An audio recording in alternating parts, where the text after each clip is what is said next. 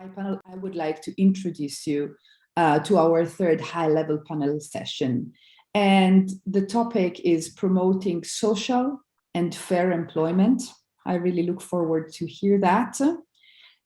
We are really happy to have with us Stefan Olsson, Director of Working Conditions and Social Dialogue at the European Commission, DG Employment, Cosmin, Boiangiu, Executive Director of the European Labour Authority, and Mark Keese, Head of Skills and Employability Division at the Organization for Economic Cooperation and Development. And I leave you the word, Eamon, to conduct this interesting conversation. Thank you very much, Leah. First of all, I'd like to actually open the discussion, raising a couple of points with Stefan, if I may. Stefan, we discussed yesterday a lot about the fact that poor and unattractive working conditions can be one, but not clearly the only, cause of labour shortages, particularly in specific sectors. There was an interesting debate yesterday as to whether the Great Resignation is actually happening or whether it's purely a North American phenomenon and it isn't actually happening in Europe. But irrespective of that, there are clearly sectors suffering quite profound problems at the moment in recruiting staff, and they're experiencing skill shortages. So in that environment, Stefan, how do you see the role of labour law and social dialogue is in addressing and preventing labour shortages? And perhaps can you share with us any particular examples of what the European Union can do in this regard to try and deal with the skill and labour shortage problem? Thank you. Thank you very much, Eamon, and good morning to everybody. It's very nice to be back at the PES and to see all of you and to see that you are as interactive and professional as ever, if not more. Very nice. And I had some echoes from colleagues who participated in yesterday and who also found it a very interesting discussion. So very nice to be back and to see old friends again. As to your question, Eamon, I would start from social dialogue. I think as you reported back from yesterday and reflecting on this complexity and our lack of understanding and all the different aspects in different sectors, different countries, different regions, means that if you build this on social dialogue, bipartite or tripartite, or I would say, and you try to find out with an upstream dialogue between the social partners, what are the challenges in our sector. That is I think a very, very important starting point, rather than to come up with fantastic solutions from a more general perspective. And here we see, if I look at issues, take an example of telework. Telework is now, as we know, present in everywhere. We see it, for example, in the European Commission, that people, depending on your job, depending on your personal situation, you react, your view of telework and how it should be managed can vary a lot from different areas, from individuals, and therefore you need, I think, to build this on a dialogue and understanding of the workplace that comes from this dialogue between employers and employees. So social dialogue is crucial. Also on the health and safety side, we also saw this during the pandemic. And to discuss guidelines, to discuss measures on the work floor and with government representatives, because of course government has a big role to play, to get measures that are apt for that workplace and that makes people feel safe but maybe measures that are also avoiding measures that are unnecessary. So, and from a Commission perspective, we are coming out this autumn with a new set of documents on social dialogue, supporting social dialogue in a communication and a recommendation to member states. So we will be picking this up from the EU perspective, and also to focus when we look at all this funding in React-EU, and that also involves the social partners in making workplaces more attractive. So I think that is the key issue, and we're very pleased that there is an indication that the social partners might want to negotiate a European agreement on the right to disconnect. I mean, that is still in its early days, but that could be a very good signal on the people who know the situation best addressing it. Secondly, I think there is an enormous, as you indicate, Eamon, need for a basic framework of labor law that is adapted. And here, I mean, we have presented our proposal on minimum wage, which is now moving forward quite fast. So that's important because the wages will always be a key issue here.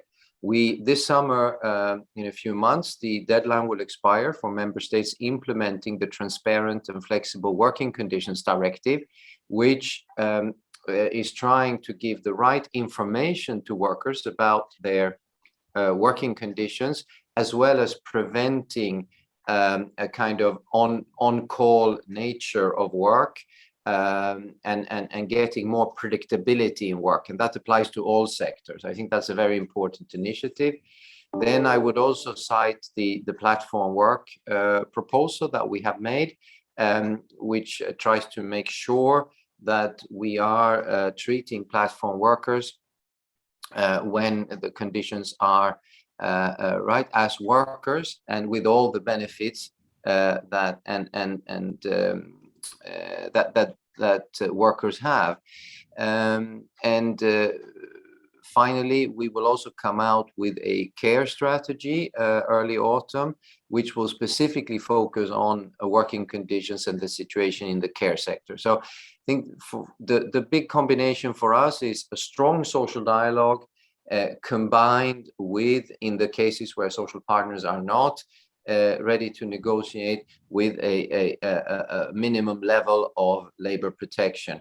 And that, I think, is the starting point. And I'll stop there, Eamon, because I know we'll go further with other questions, and I'm sure Cosmin and our other participants will want to say more. Thank you. Thank you very much indeed, Stefan, for, I think, so helpfully kind of opening the subject for us. Clearly, it's a complex issue. All stakeholders have a role to play, because it seems like a jigsaw, and only participation from all the different stakeholders and social partners can put the pieces together so we can gain a better understanding. And clearly the world of work is changing so rapidly now. It's a real challenge for labour law to keep up with the changing nature of employment, but an absolutely crucial one that we must meet. So thank you very much.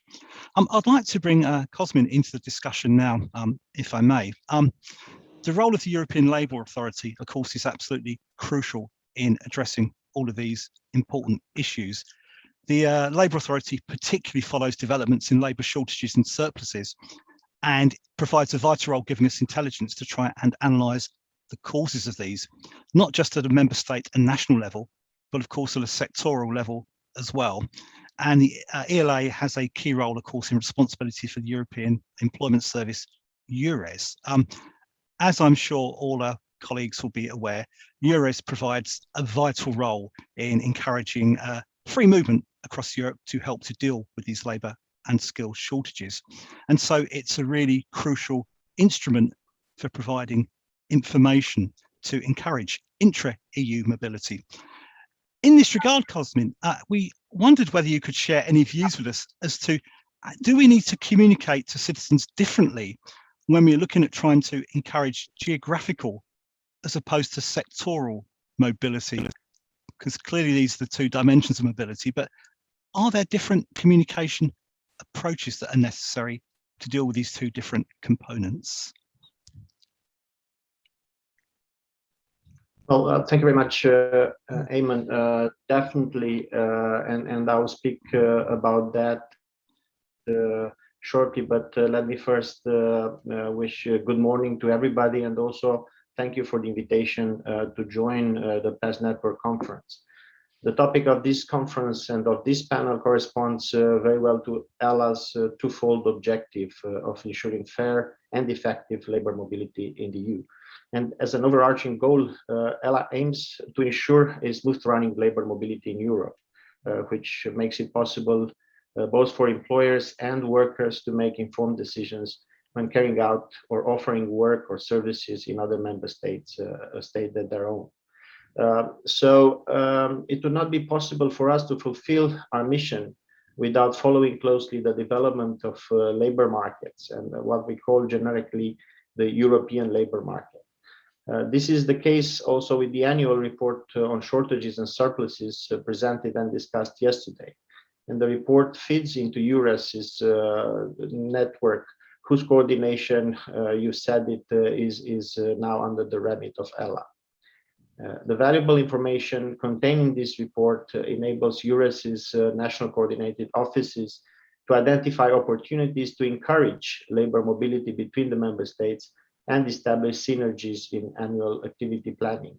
So allow me in this context just to make a brief highlight and to emphasize once again the valuable work of national coordination offices, which are most often organized within public employment services, but that's the point. And without their contribution, the work of EURES network for facilitating labor mobility around Europe would not be possible. Now, on information provision, and having in mind that our audience are different people in different countries with different cultures in different sectors, definitely a one-size-fits-all approach is not feasible. So we need to employ a variety of communication channels and messages in order to tailor specific needs of concrete sectors, of geographical areas, of regions to better target our audience. And this approach is encoded in all our information activities, and I will just give you a few examples. Last year, we have designed our first action plan, operational action plan, directed to seasonal workers. And we have developed key messages of our first campaign, Rights for All Seasons. I think you all know it already at European level, but allowed national stakeholders, including social partners, to adapt it and multiply it to specific national or even regional context, and sometimes even local. So that was key in our aim to multiply these communication efforts. And we will pick up on those principles of modularity, flexibility, and adaptable content in our framework for action in the road transport sector, which is implemented this year. Turning to our present situation, we are facing consequences of the Russian invasion in Ukraine. And I'm glad that the Union provides people fleeing this tragic war with temporary protection, including access to the labor market. Ukrainians benefiting from access to labor market must not become victims of abuse, exploitation, and undeclared work, but should be considered as a useful asset for our labor markets. And that's why we at ELA are exploring ways on how to mobilize our tools to ensure that Ukrainians can access valuable information on job opportunities in the Union. On the EURES's activities, the tailor-made approach to information is also systematically addressed, both in operational terms, but also by the EURES communication strategy. This strategy provides for European communication activities, which are adapted by the national coordination offices to their audience, ensuring the maximum outreach and the best output. Also, the European Online Job Days platform hosting online job fairs is another example of a tailor-made approach. So let me conclude that in our experience, tailor-made approach for information is the most effective one. And ELA's role is to provide coordination from European level, but that let this information be distributed and multiplied through national stakeholders channel to achieve effectiveness outreach for the targeted audience. So thank you very much for this. Thank you very much, Cosmin. So again, as you explained, it's extremely logical that given the great variety of situations across Europe in different countries, and even within countries on occasions, and given the different issues within sectors in countries, it's very important that we adapt messages to meet the needs of an audience.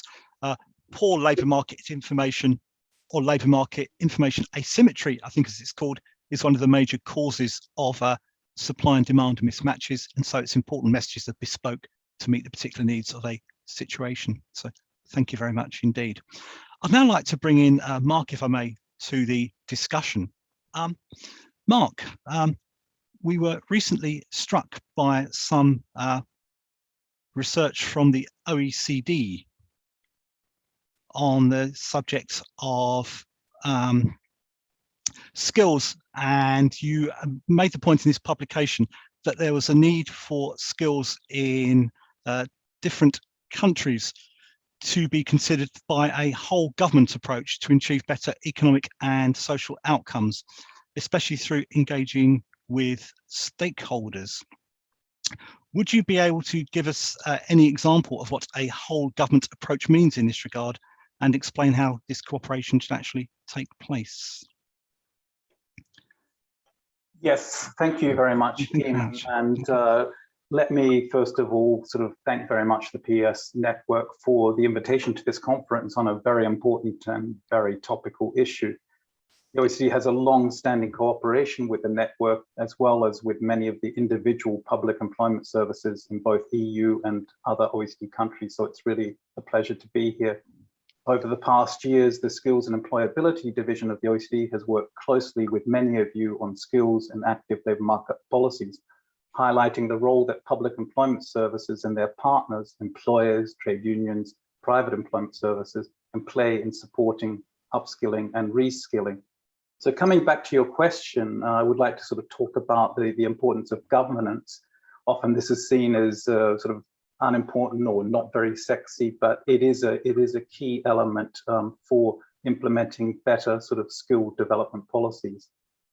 Now, why is that? Well, first of all, skills policy is complex because it's located at the intersection of education, employment, migration, innovation, and economic development policy domains.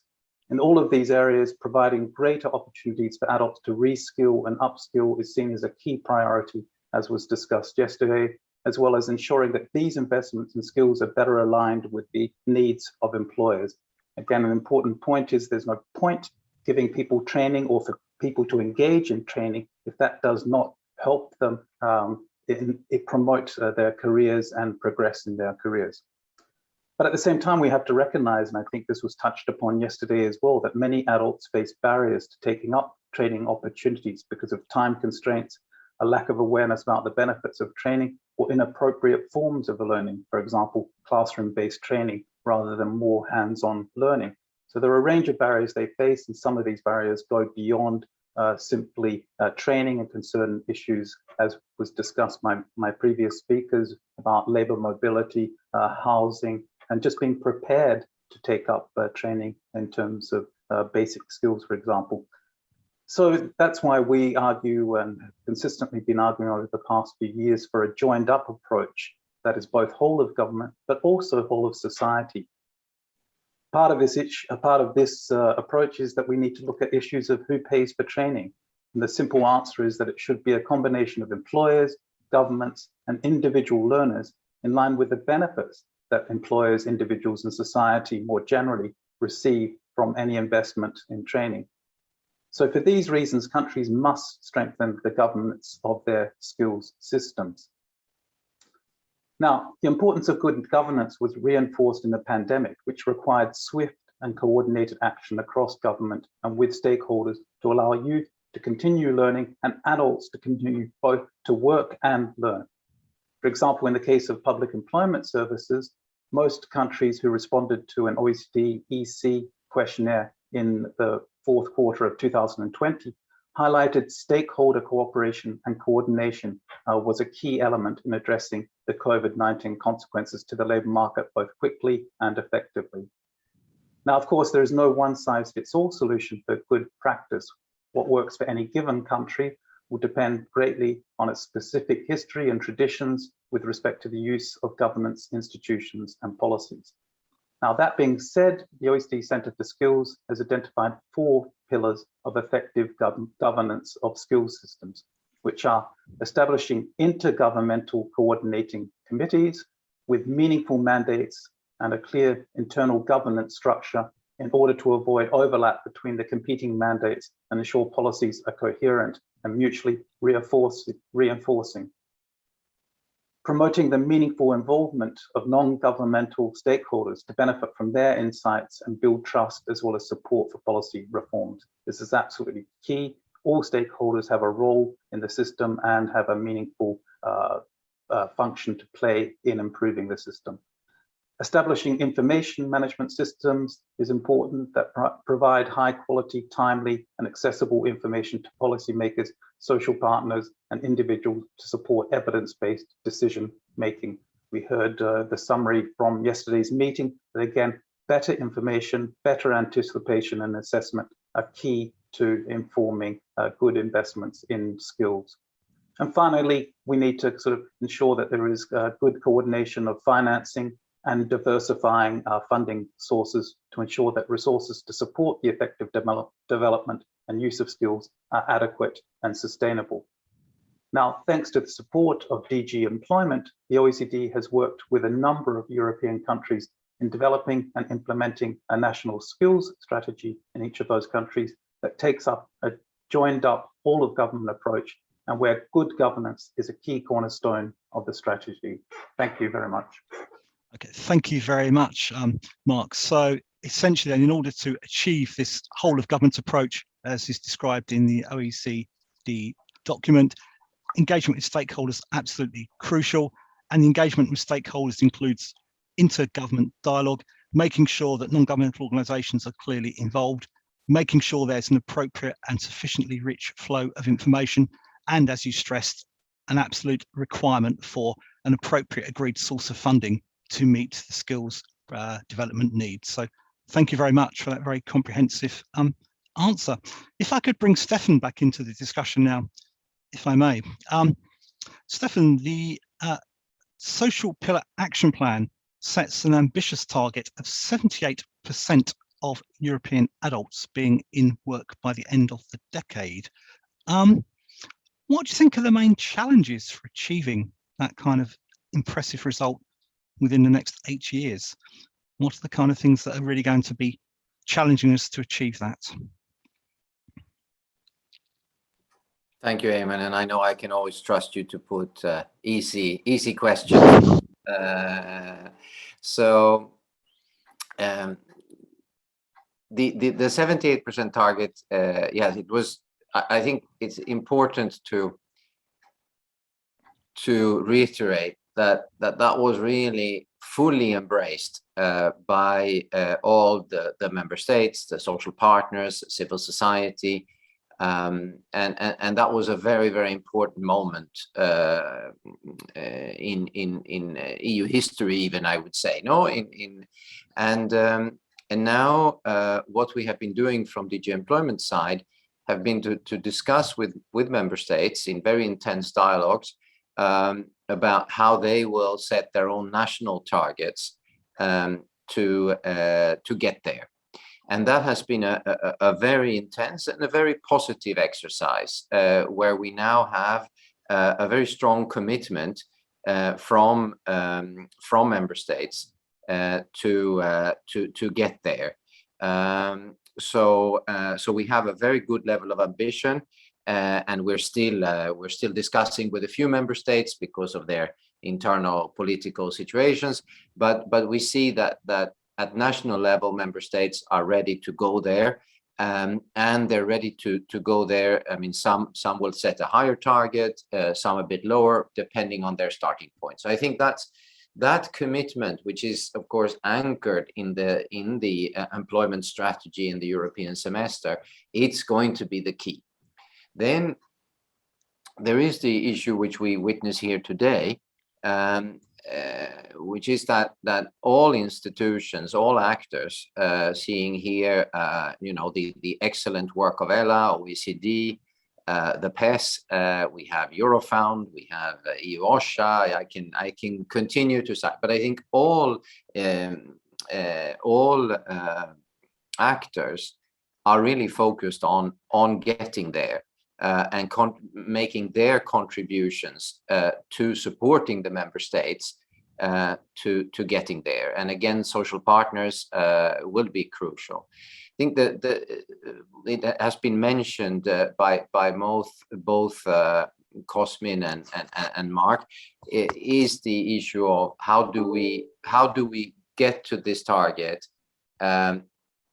in light of the challenges, and how do we, in a way, draw from the twin transitions and to adapt and to design policies to deal with those transitions and to use that to make sure that we have this transformation of the labor market. Our fair transition recommendation, which we proposed to Council in December, puts forward a number of key measures, and that has been very, very positively received. But it is really then the questions that you've been discussing here, and where PES is really at the heart, in terms of facilitating job-to-job transitions, equal access to quality training, tax benefit and social protection system supporting, so cooperation between national institutions and systems, supporting affordable access to essential services, a lot of these things that Mark also referred to, and to then have this coordination of all actors and not fall into to old patterns of passive employment market policies, but really have an active labor market policy which looks at the needs of the labor market in both digital and green. I think that's it's a kind of a general reply, but it is, and then we will have we are designing all the tools together. But again, that will be PES will be in the driver's seat here, clearly. Thanks, Eamon. Thank you very much, Stefan. So clearly, what is required is the infrastructure to make sure the active labour market policies can be delivered to optimum effect. And I suppose the challenge is making sure we can knit the infrastructure together as quickly as possible and keep updating it to make sure that we can be meeting the challenges as we go through the rest of the decade. Thank you very much indeed. Cosmin, if I can bring you back into the discussion now. One of the key issues to be dealt with in the labour market, of course, is that of undeclared work, which is both a social and a kind of economic issue for reasons that I'm sure don't need any further elaboration. Can you perhaps give us a couple of examples of how the work of the European Labour Authority is supporting the kind of wider social and economic inclusion agenda, perhaps through challenging undeclared work around Europe? Thank you. Thank you very much, Eamon, for this question, and also for the words before me from Stefan. Because if you look at some of the ambitious targets of the action plan for the European Pillar of Social Rights, mainly those referred to, like the employment rate of 70%, but also poverty reduction by 15 million, they are clearly not compatible with the undeclared work. And in reverse, tackling undeclared work would be a decisive tool to reach those targets.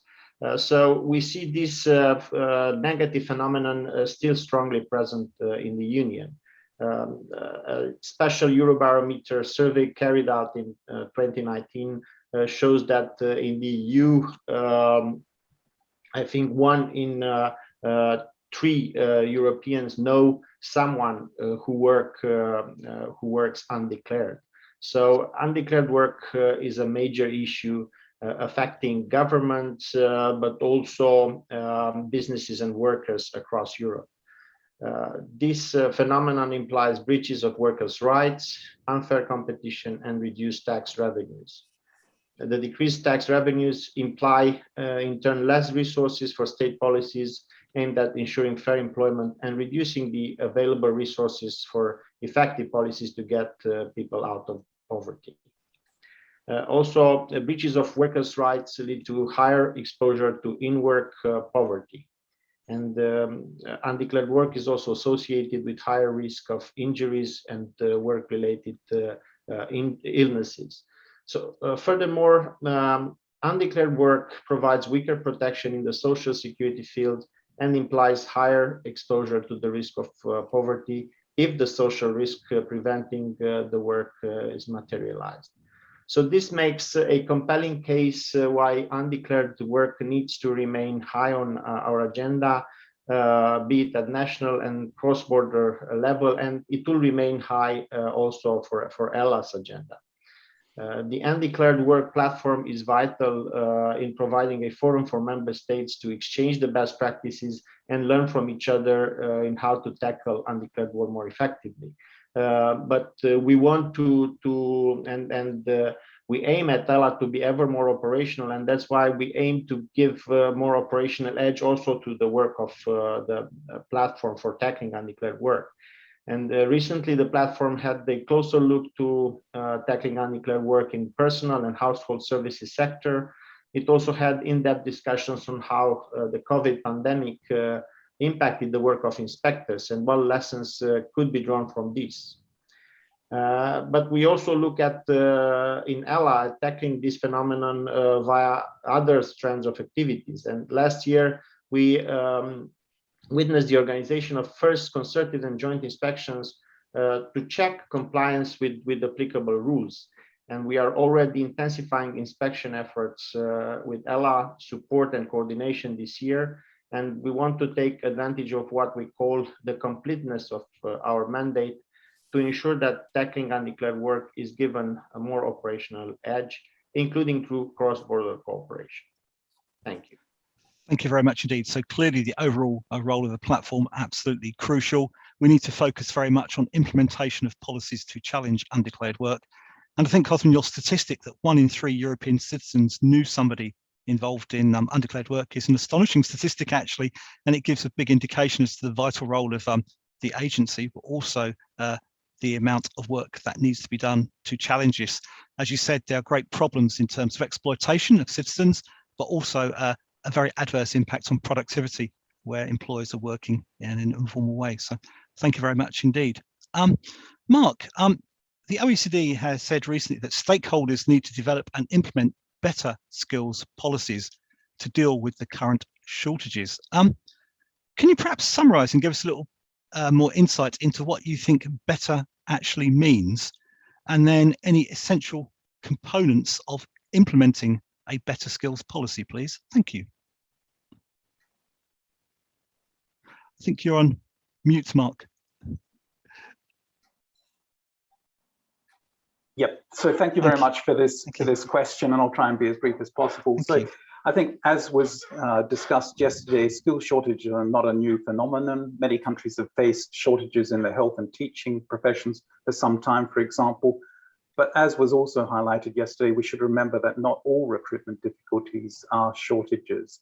To some extent, what we are seeing today are shortages due to poor working conditions offered by employers in terms of wages, working hours, career prospects, or other elements of job quality.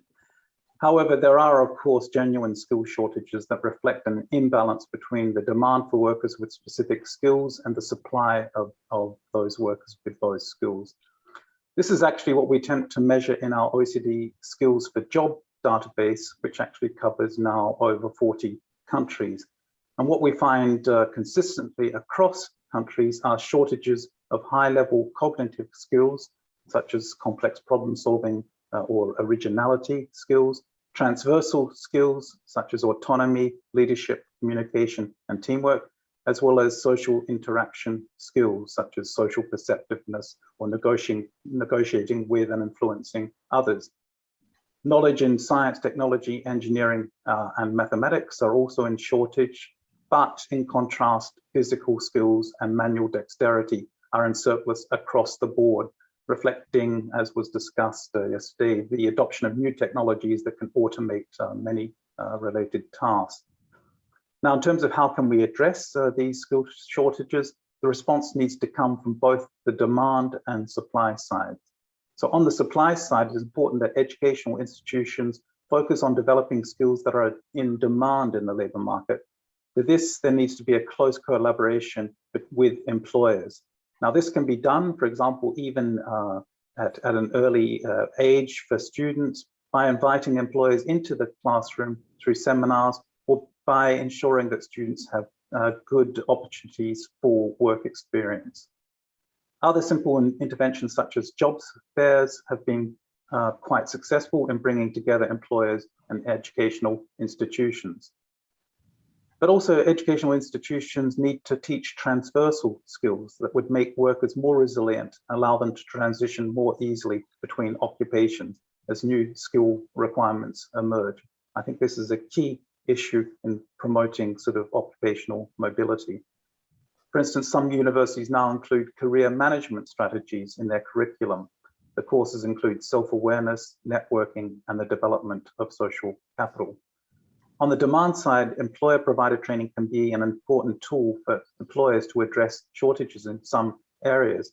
And we've actually carried out a number of case studies of employers to understand better why they often do not engage in training to deal with their skill shortages. In principle, employers are in a good position to assess their skill gaps and set up training to address them. However, what we've seen in practice that some employers, and small and medium enterprises in particular, do not have the capacity to assess the skills of their employees and to be able to compare them to their skill needs. So policies that foster the development of this capacity are likely to help address shortages through on-the-job training. Now, this can include instruments such as vouchers for consulting services, diagnostic tools, competence centers, HR support services, coaching and mentoring for managers and entrepreneurs. So again, we have to target employers and we have to target managers to improve the provision of training.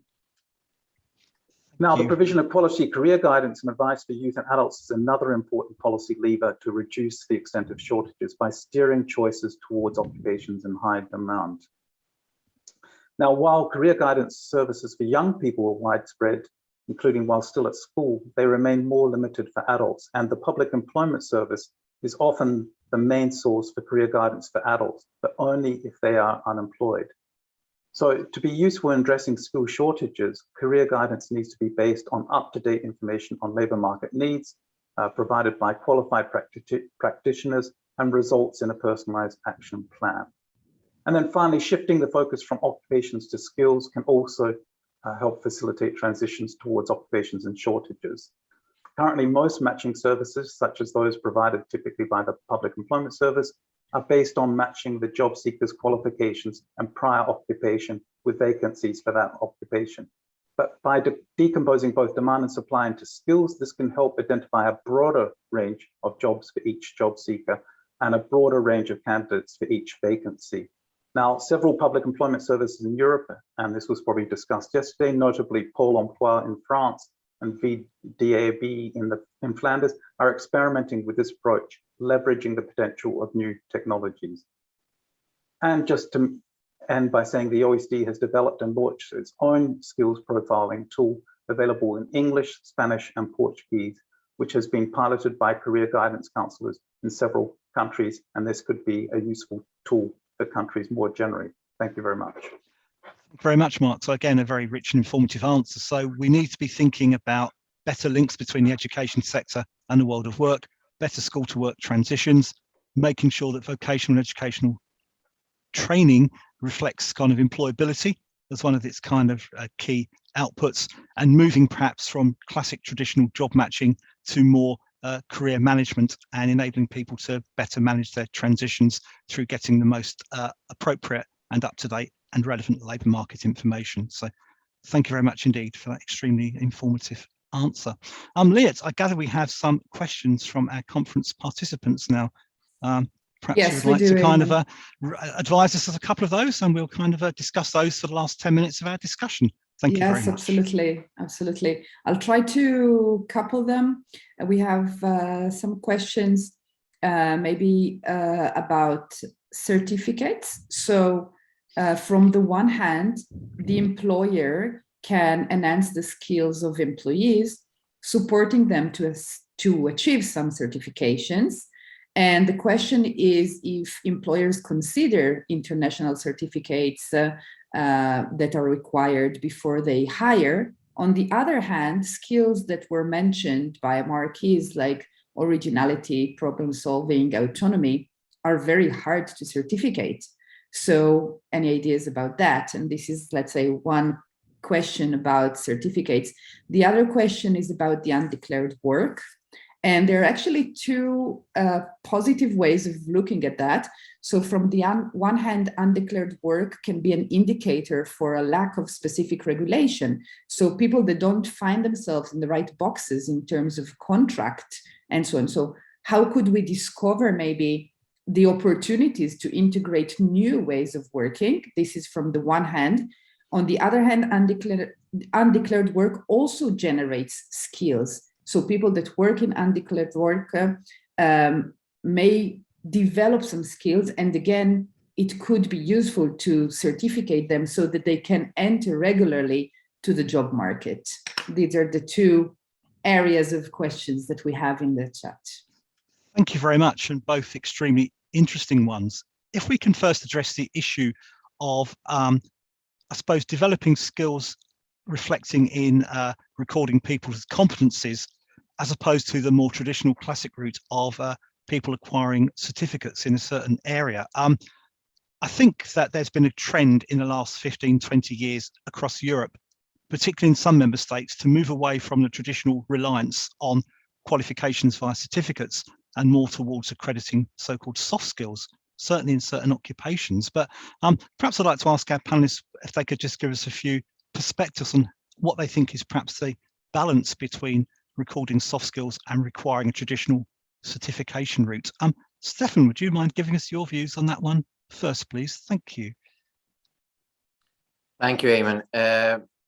Not my speciality, of course, because the skills world and education and the recognition of diplomas is a extremely developed area with where we have the whole education side, the skills, the PES, and then the formality. So but we have, of course, a number of tools for this, and I will not start. I think from a more what I have seen working with the PES in the past, it is really the importance of creating tools and that are much more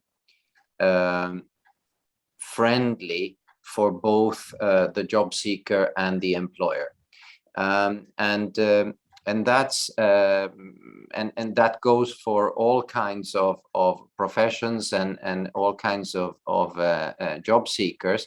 But I think in the area of refugees now and the war in Ukraine and the crisis, this type of thing will be extremely important. So I think there it's a lot about developing and being innovative and developing perhaps non-perfect tools and support to employers in the PES to do this. So that's, I think, overall one of the big challenges, and the PES should play a key role there.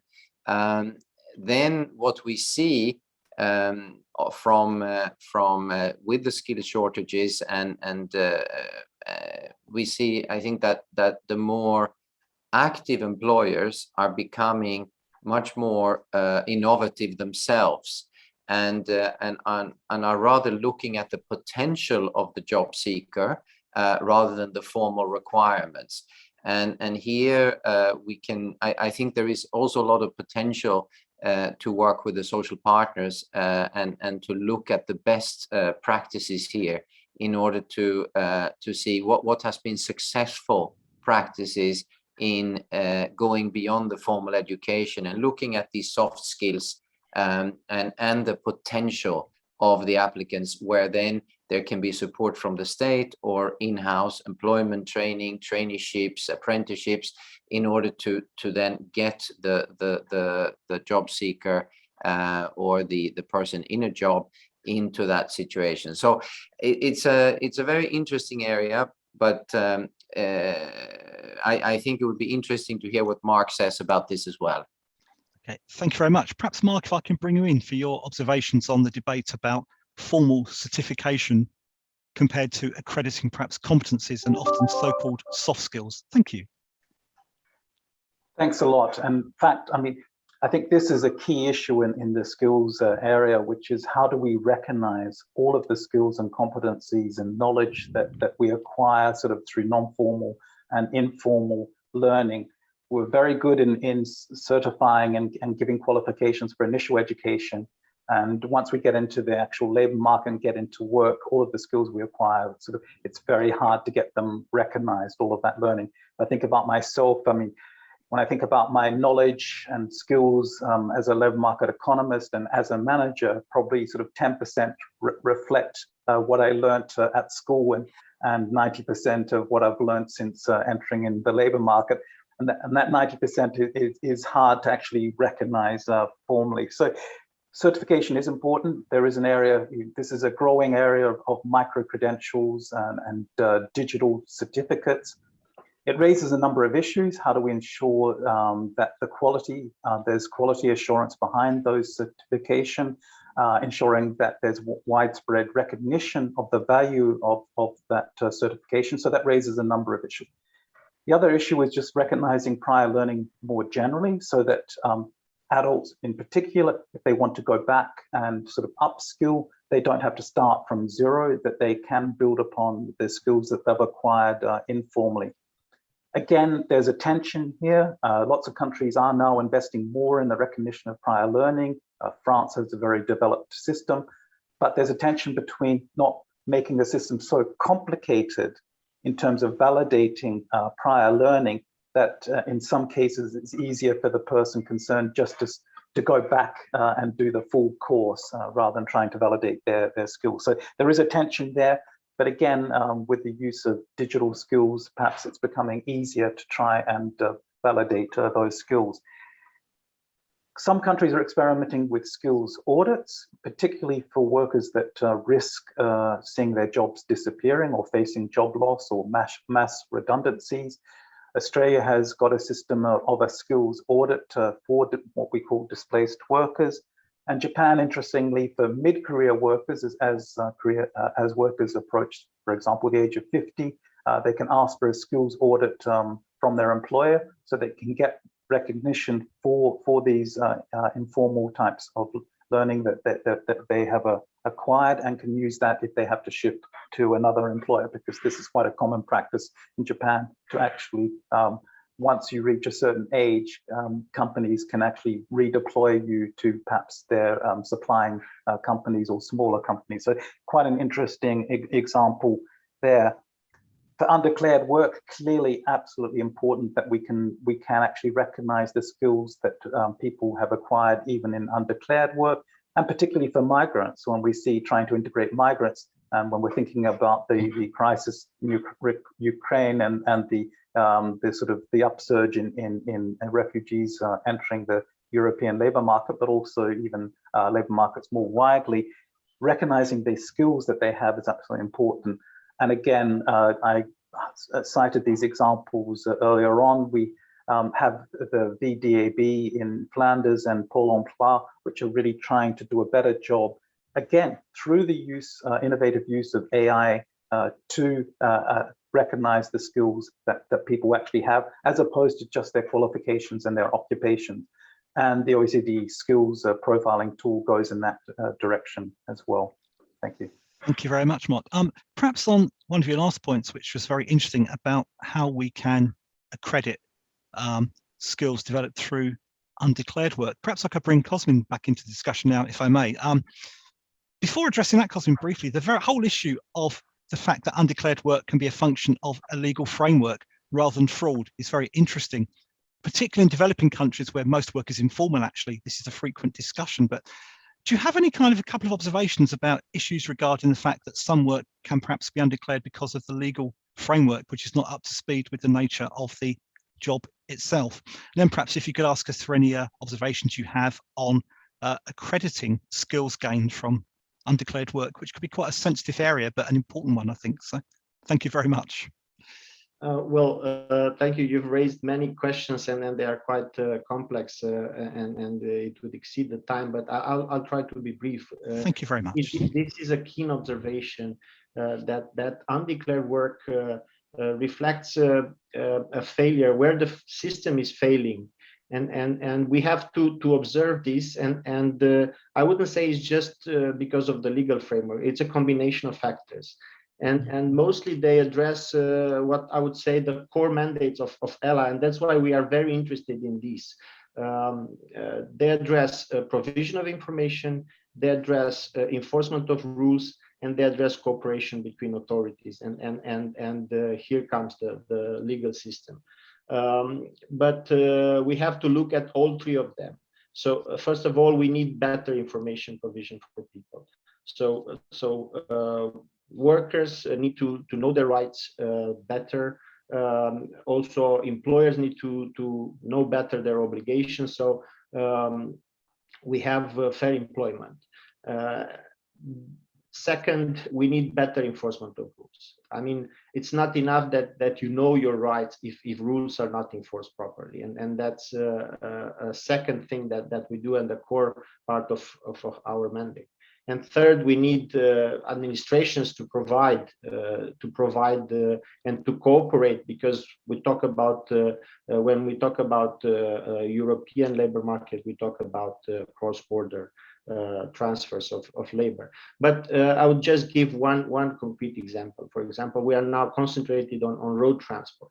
And we look at a new set of rules, that is the mobility package and the social aspects of the mobility package. They are meant to protect both drivers, workers in this field, and also employers from unfair competition. But this is not enough. We need proper information, we need proper enforcement. And we look at the market for drivers, and we see that it's a demand-driven market. There are shortages of drivers everywhere.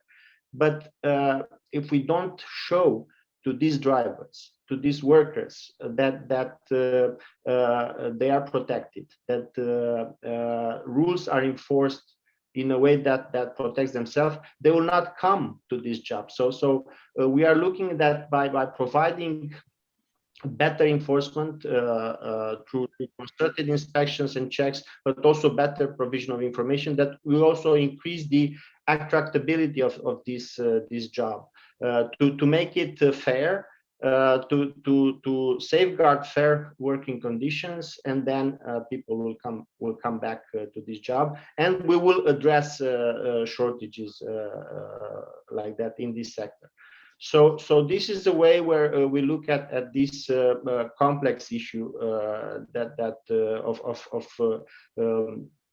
moving from one sector to another. But we always need to make sure that there are fair conditions of work, fair conditions of competition between employers, and that's what we do with all our all three our operational pillars: information, enforcement, and cooperation between authorities. Thank you very much indeed, Cosmin. Perhaps now if I could just ask our panelists for a 30-second one-word answer to a final question before handing back to Leah. Could you perhaps give us one example of an action that can promote social and fair employment? So just one action. Stefan, may I put you on the spot first, please? Just one action to help promote social and fair employment. Yes, I think I have I really would like to emphasize also the funding side. We have now the Next Generation EU. We have an extra 800 billion euros on top of all the other things in the financial framework, and we see already member states programming coming up to 30% of that. And I think working together in making sure that all this recovery funding and is moving towards the addressing the transitions, but in a fair and sustainable way. That's going to be key, because this is an unprecedented situation in terms of the funding available, the EU funding available. I think that's a key action which we're working very closely on with all member states, but that will be key. Thanks, Eamon. Thank you very much. Cosmin, perhaps one key action for you on promoting social and fair employment. Thank you. Well, thank you, Eamon. It's not just one, but three. In Ella, all things come in three. So we have information, enforcement, and cooperation. So these are the actions that we constantly do, always in combination, because you need to make sure that you provide better information to workers and employers. You better enforce rules, and also you cooperate better at the European and cross-border level. Perfect. Thank you. And Mark, the last word is yours. So one action to promote social and fair employment. Thank you. Well, I'm going to be very partisan and say that, of course, we think that the OECD job strategy is an effective solution for promoting more inclusive and fair labour markets. And this involves, of course, better investments and smarter investments in skills. It involves also sort of making sure that social protection and labour market protection more generally sort of apply to all workers, irrespective of their contract or employment type, and sort of ensuring that sort of wage setting rules and tax and benefit systems can be combined to make work pay and protect workers rather than jobs. So this is what we see as key elements for reducing the risk of poverty and social exclusion. Thank you very much. I'd like to thank Stefan, Cosmin and Mark for their extremely interesting and informative answers. And I now hand back to Leah. Thank you very much. Thank you, all of you. Such an interesting panel. Before we leave you on the coffee break, reminding everyone not to go away really, but only to turn off your camera and microphone, because we have to smoothly move you to your clusters. Maybe we can have a look at the poll results. And if you haven't answered that yet, because I see there are only 77 answers and we are 180 people here. So if you haven't yet, you still have the possibility to go to Slido and answer to the poll. We asked you about the Great Resignation, and we asked to know if you are noticing that in your country. And yes, thank you for joining there and answering. And we can see that for almost 40% of you, changes are real, but quite smooth. So this is good news. Not a few say that changes are real and dramatic. So I think 23% is not a little portion of you. Then also little evidence of it for 20% of you, not sure. So maybe we still need to speak about what is exactly the Great Resignation and how do you notice it in your countries, and then no evidence for it on a 6%. And I see that as people are joining, we have other people that are mentioning that changes are there, but they are relatively smooth. So thank you for that. And you can